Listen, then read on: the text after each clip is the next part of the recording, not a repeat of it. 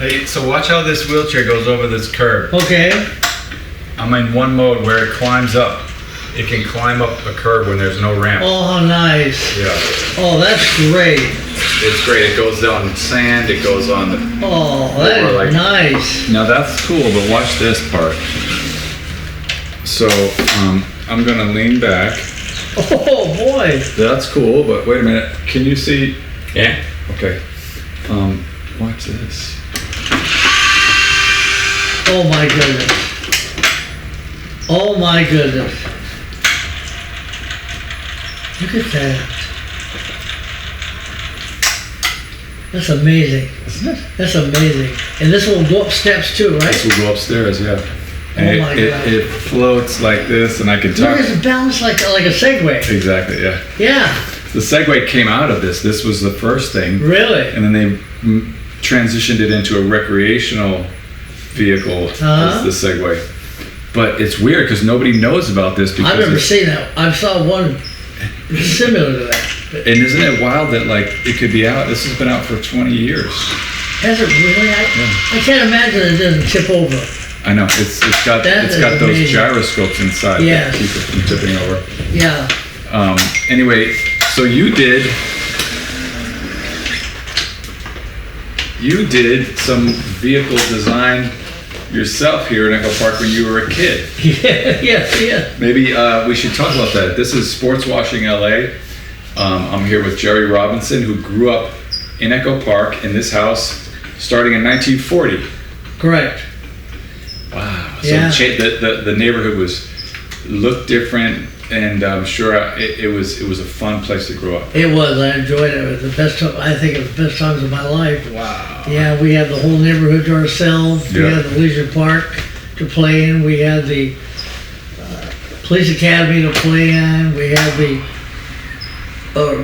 river down here off of Riverside Drive, the LA River to play in. So We'd catch would you frogs. actually go in the river? Oh yeah, we could climb right down into the river. You would go into the water? Yeah, back then it was only about that deep. We'd get on and catch frogs and Yeah. whatever, and then we'd come across Riverside Drive, and People don't there wasn't that much realize traffic. that Frogtown is called that because there were frogs.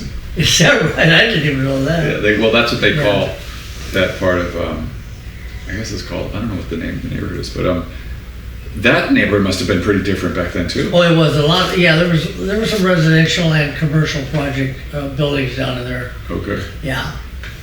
But, But let's start. We already took a tour, but let's start with how you, as a kid, wandered and took different kinds of transportation modes to get to different places, including, I imagine, the red car. correct. So the red car used to come up Echo Park Ave. Yeah, go right up to the end there before it's steep, past Baxter, up there before it goes into the Cerro Gordo. Yeah, Cerro Gordo up there, and then the engineer would go to the front of the car and then head back down the hill. Wow. We used to ride that down to Sunset Boulevard, and then we take the Sunset car and either go down to LA, or we would take it and go that way. Would you ever go down to the beach? Santa Oh Monica? yeah, we would transfer over, and then we'd take the one red car, and we'd take it right down through Watts, and all the way down to the beach, Wow. down to the Pike. We used to go down to the Pike. Pike, what's that? Long Beach Pike, that was a amusement park Oh, okay. back in I think they got rid of it probably in the 60s. There was a big roller coaster that went over to the water, that's where, I was asking my friend yesterday who was telling me that his grandparents were living in Chavez Ravine when they were all evicted. And he said that Santa Monica has always had some sort of like roller coaster, right? yes, they had that, well, there was Pacific Ocean Park, and Santa Monica had the roller coaster. Yeah, it was called, yeah, it's in my mind, I can't remember the name of it, yeah. You were mentioning as we were going through the kitchen how there used to be what's called like a ice box. Correct. Now, did you guys use the ice box before you got a fridge? Yes, we did. We had the ice box in the corner, and when we were kids, the iceman would bring those big hugs of ice over his shoulder. We had those big hooks that would hook the ice off the truck, and he'd bring it in. And when we go back out there, he would chip pieces away for us and give us all Wow. samples. It's funny. Yeah. There's stories of that same exact thing in Boston, where there was a guy who would come around with his thing and give out the ice. It wasn't like flavored ice. It was just ice. Just plain ice. Okay. Yeah, just hunks of ice. Just he would chip off. He had an ice pick. He'd chip them off. Yeah. One of the other things we were talking about was right here at the school. Before that building on the corner of Valentine and Baxter was a school. It was a water bottling facility. Yeah, right. Sparkless. Wow. Yeah, Sparkless water, and we used to play there, and we used to go in there during the day, and they'd watch the guys fill these bottles of water. There was a great big stainless steel sink, probably, I'm guessing, 10, 12 feet long, and they had these hoses coming out. These guys would fill these bottles of water, put the caps on, and put them in the truck. One instance I want to share with you, if I can, says this is a long time ago.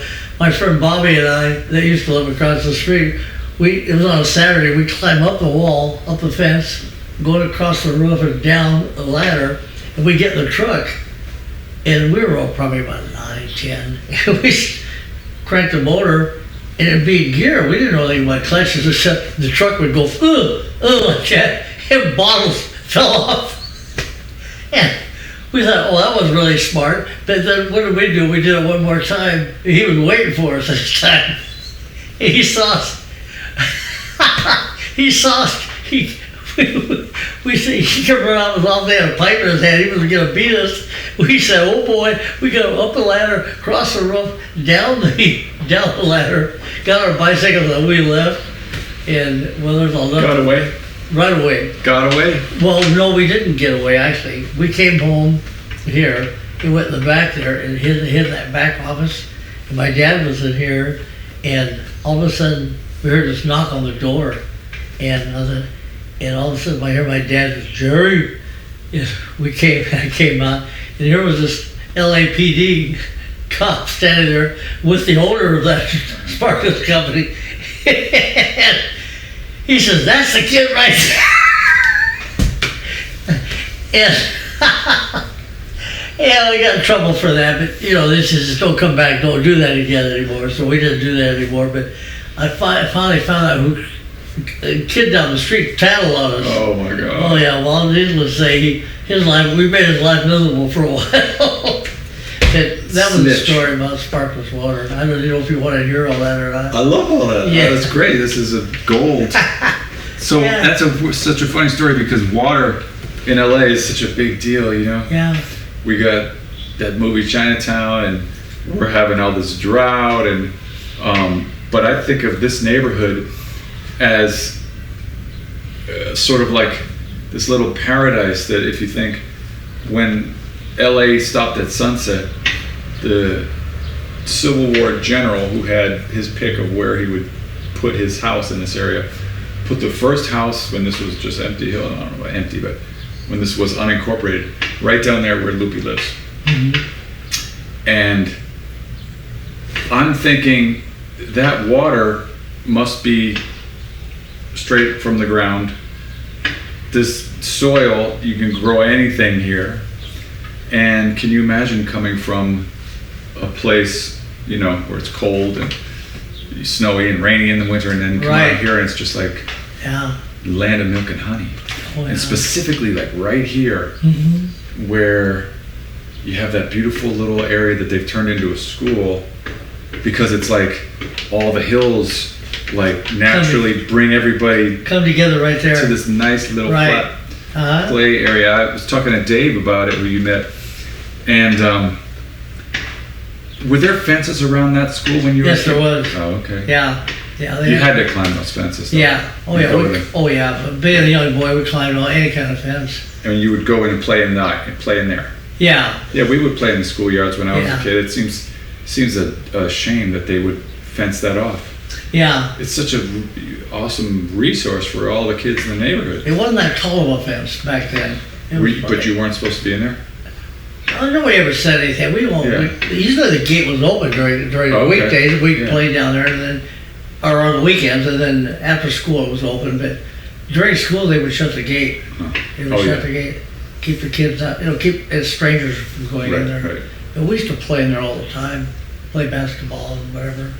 And can you just tell a little bit about how you took advantage of the hills and like made boxcars and stuff? Oh yeah. We like I was saying earlier, back in those days, not everybody had a car, so there was no cars on the streets. I mean, very rarely did you see a car on the street, especially on Ewing Street. Yeah. So we built these little carts. They take a 2x4 this way and put a 2x4 this way, drill it, put a bolt in it and a nut washer, and nail wheels on the outside of these, front and back. And we had a little like a box. We'd make it out of an apple crate box, and we'd set that for a seat. And we'd sit on there. We'd have a rope at our feet, and we'd steer this thing. And we'd get on top of the hill, and we'd race down the hill, and we'd go up. That's before they put. There was no fences here either. We'd go up across, sometimes across the grass, and then back down the sidewalk, and then across the street, and then back and forth like this. I would imagine if you went, it's so steep that if you just went straight, you'd be going too fast. You go too fast, yeah, especially with these homemade things. But we had like nails. We nailed these wheels up. Sometimes the wheels would fall off, and we'd do some of this, But that's what we did. We didn't have to worry about cars because there was no cars on the street, no fences. There was a couple people had where the grass came down and then the driveway would be here. We'd jump off and crash onto that. But I wanted to ask if it's not, it wasn't as hot back then because we're here having some record heat these days, but would you guys take advantage of these windows and lower the top windows so that the hot air could get out? I don't recall that. Okay. I just remember the windows being open a lot because we Yeah. didn't have air conditioner Right. or swamp coolers or anything like that. You brought some photos. I did. I would love to check out those photos, but maybe you could tell me a little bit about some of the neighbors you had and trouble you got into. And Oh, yeah. Well, one recall you're talking about. Well, like I said, we had a leisure park to play in.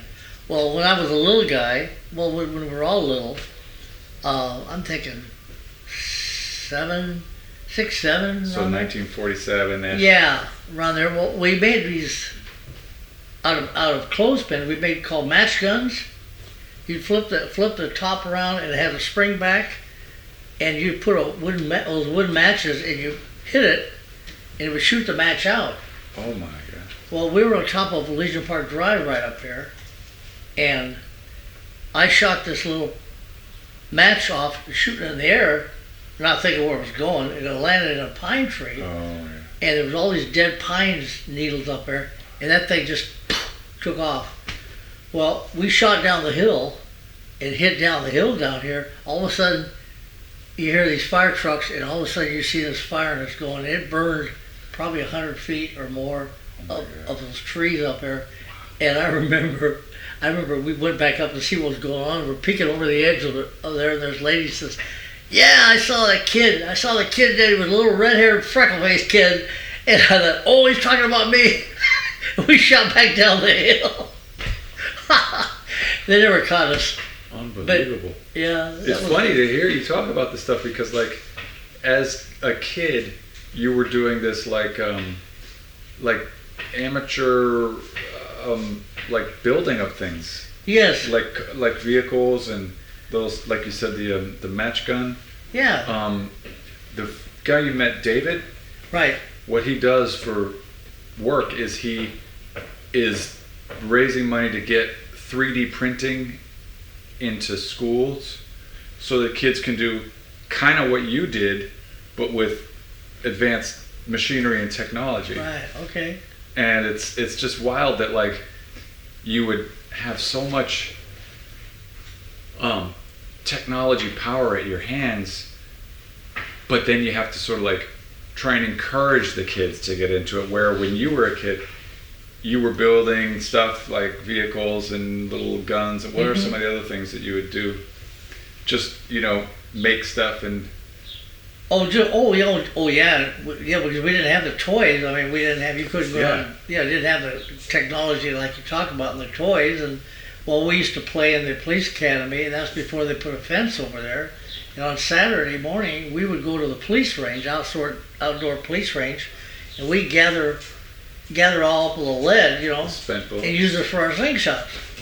Yeah, then we have target practice and set up target practice, shoot cans and things like that with these lead slugs, and That's so funny. I think a lot about that because you could never get in there now. I never knew what my last name came from, and it's Bowers. And I found out later in life that it has to do with making bows. Oh, interesting. Like bow and arrow. Right. Which, if you think about it, it's like a early, aside from the wheel, one of the early inventions that was like, helping people survive to hunt and whatnot, Any other kind of like just stuff you ended up getting into that was like around that sort of like, making stuff? Oh, yeah, we used to make, before they built these homes up here on the very top, when you walk around Alicia Park Drive and you walk where it circles around, there's one street, I can't remember the name of the street, where it drops down. Right there, yeah. And, well, we used to get these sheets of tin or cardboard, and we wax the bottom, and this is during the summer, and we'd slide down that hill all the way to the bottom. That's what I was thinking about. We used to, when there were hills like this in Boston, we would sled down them. Yeah, that's what we built those things. Wow, Yeah, so like a sled, and you would use wax. Yeah, to make it go faster. Cool. Yeah. One of the guys that was here yesterday was talking about skateboarding and how he's there's so many like cool things that people do with skateboards. He's used his old skateboards to make stuff, and anyway, I hope we get another chance to hang out with David because he was really interested in hearing more. Yeah. Can you talk a little bit about going into Chavez Ravine? You said that thing about. All right. What was that? Oh yeah, you would roll tires. Yeah. Well, when they evicted these poor people. So this is 19. You're born in 40. Evictions happen in like 49. About 49 to 52 around there. Yeah. Yeah. They started moving these people out of there, and there was a lot of vacant houses. Yep. And some of them were shacks. Some of them were really beat up, and there was nobody living in them anymore. Yeah. And then like on the top of the hill. Wonderland for a kid. Oh, it was. Oh, we got to tour all that place and go through all these places and finding stuff that we thought, oh, look at that, that's neat. Yeah, we used to go into burnt down buildings in Boston, and it's like, for a kid, it's like an imagination, Oh, yeah. To be able to go in somebody's house that nobody's living in there anymore, just to be able to walk in, and that was an adventure by itself. And, well, we used to sit on the very top up there because they used it for a dump sometimes. You'd find anything up there. We used to take these old worn out tires, spare tires. We roll them down the hill and watch these things crash into these old shacks. And oh my God, it's like bowling. Yeah, it was like bowling, yeah. But yeah, there must have been ghosts up there. It was. There's a few holdouts. A couple of people. Well, they finally carried them out. This poor lady. It was on TV. They carried this poor lady out of there. So that family. Yeah. They're called the Arechigas. They were the face of the resistance. Yeah. They actually owned Loopy's house. Is that right? I didn't know that. Yeah, they were. It was on the cover of the, I've read books about it, and it was on the cover of the LA Times for years, right? Yeah, that was terrible. Yeah. Yeah. And then, obviously, it was to build affordable housing. There was like 3,350 affordable units that were supposed to be. And I keep saying this, but unlike the housing projects where I grew up, built like California style bungalows where people could have actual, like courtyards and, gardens and stuff. Humble, modest, but but dignified. Yeah, they were supposed to build schools, a hospital. And there was schools. Yeah. In Chavez Ravine. You never had them. Did you ever go into that school? We did. I loved going into breaking into schools. Yeah. So you went into school after it was. Oh yeah, after. Oh my God, that's so crazy. To go into a abandoned school. Yeah, it was. Yeah, found an old basketball, deflated basketball. That's amazing. Never knew we were going to find up there. Yeah. Yeah. So they just filled in that school and buried it all. Yeah. What was it like having the red car? It was great. because we'd pick it up. You can pick it up right here. You go pick it. It stopped like every other block, every third block. You hop on, and it would take you all the way down to Sunset Boulevard, and then the guy would get back on. The engineer would go to the front of the other side of the car, and he would go back up all the way up to Echo Park Avenue, and do the same thing. Yeah. And we used to sit there and put pennies on the track, and Oh wow. and let them flatten them and get pennies. And Was there electrical lines above? yes, there was. Okay. Yeah. Yeah. I hate We to- have a lot of trolleys in Boston, and Mhm. it's an interesting thing. It's just so crazy that like the Brooklyn Dodgers, who were named after dodging streetcars, moved out to L.A. Yeah. What was that like? I mean, when was it exciting to have the Dodgers come to LA? I was gone by then. Okay. Yeah, I was gone. I was gone by 1955. We moved out, Okay. and it was the Dodgers came around '59. Okay. Yeah. So who are some of your buddies around here? Oh well, there was Bobby Colbert across the street, and there was Johnny Drake that lived up here. So maybe we talked yesterday about tracking some of these guys down. That would be fun if they're still kicking. You know, Yeah. I don't even know if they're still around. Yeah. There was Gerald Payne and his sister Darlene Payne. There was Lois Isaacson directly across the street. And I think that was about it. And they must have. I mean, it's possible that if they're still kicking, they have some photos and who knows, maybe even some home video and stuff. That would be fun. To me, seeing home video of this area and pictures, for some reason, it's just so fascinating. It's like another world, another Mhm. time, you know. Yeah. Let's see, what sports did you play? Well, I ran track. Really? Yeah, I ran track in Thomas Starr King when I went there. And when I went to Thomas Starr King, Did you go to Elysian Heights? I did, and then my dad and mom put me over at Lady of Loretta, at the Catholic school. I went there for. Was that because you were causing trouble? I was kind of I was a free spirit. Let's put it that way. And they said, let's put Jerry in a Catholic school and see if the nuns can straighten him out. Well, I went there for a while, and then my dad. He decided, we're going to put you in military school. So I went to military school over Harvard Military School out in Coldwater Canyon there for a couple of years. God, that's a long commute, isn't it? It was, yeah. Well, my dad would take me out there Friday night and pick me up. Oh. No, he would take me out there on Sunday night and pick me up on Friday night. Wow. Yeah. That must have been tough to have to leave your... It was. I didn't like that at all. And then, of course, I didn't last long. And then they brought me back and put me in Elysian High, or Thomas Starr King Junior High. Yeah. So Loopy tells me about when she went to Elysian Heights, there were a lot of artists and interesting folks, hippies. She's a little younger than you. Really? Oh, yeah. But they had great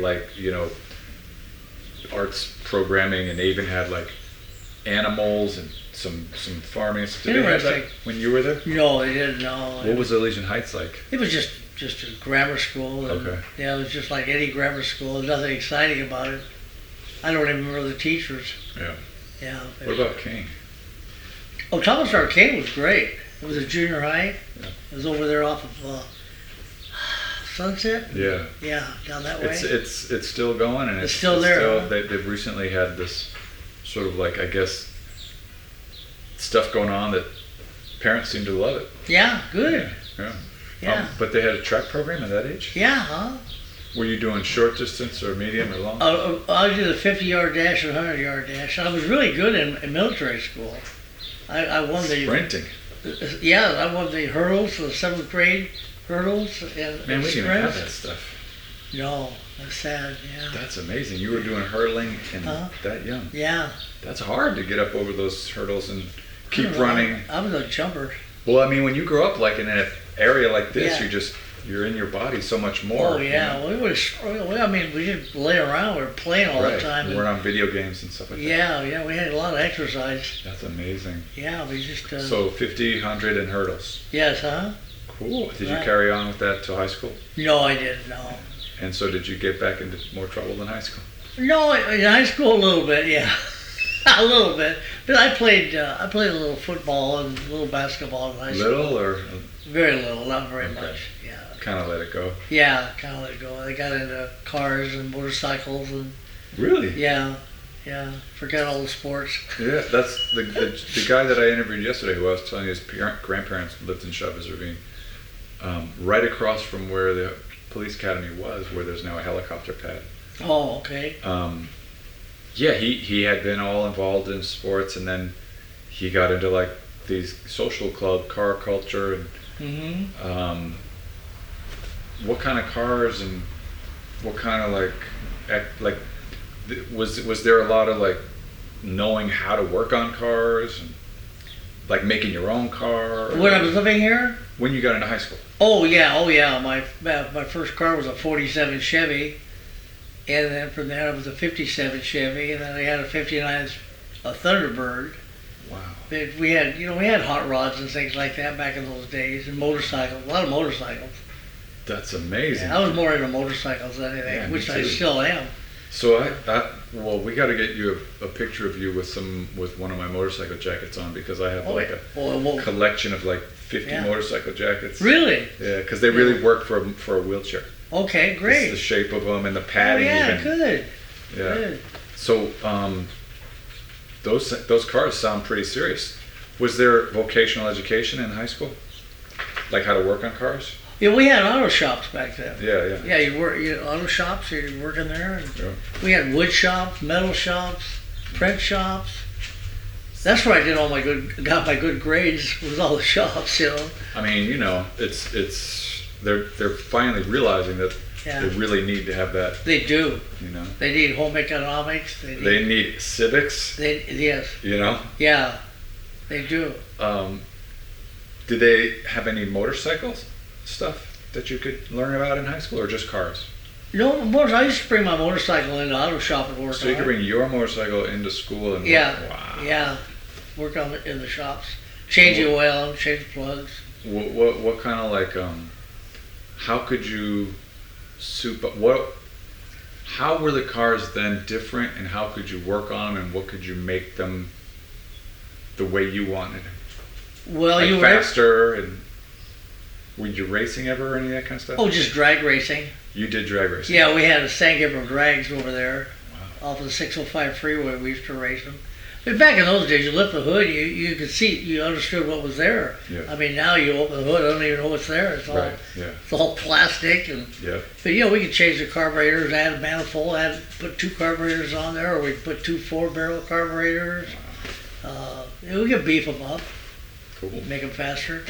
Yeah. Did you?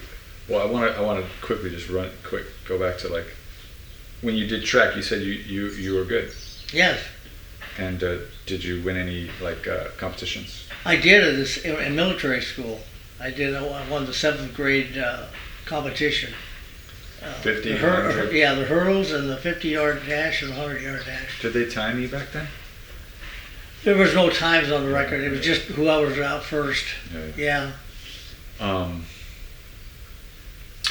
Let's see. I mean, there's so many things that we can get into, and maybe what we should do next is take a look at some of the pictures you brought.